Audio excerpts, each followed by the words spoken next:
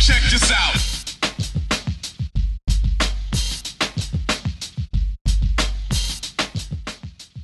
Olivier de Pavroc, gérant de la société Tradifret. J'ai 35 ans, marié, 2 enfants, 9 et 5 ans.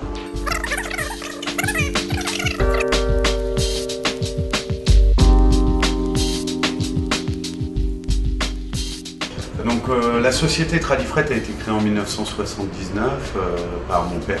C'est une entreprise familiale. Moi j'ai intégré l'entreprise en 2004 pour donner un coup de main au départ. J'avais pas du tout l'ambition quand j'étais à l'école de savoir ce que je voulais faire.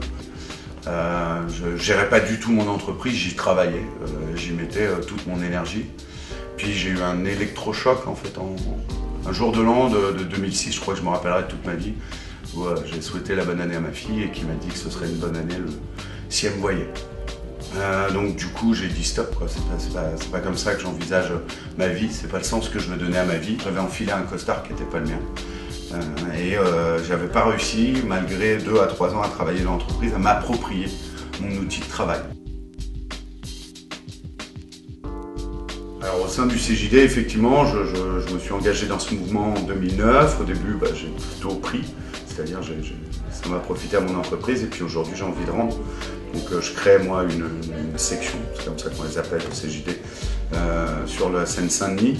Et au CJD, on a vocation à être une école de dirigeants, donc à former les chefs d'entreprise, à être des chefs d'entreprise, et puis qu'ils aient un vrai sens dans leur entreprise, une vraie vision sur 3 ans, sur 5 ans, sur 10 ans.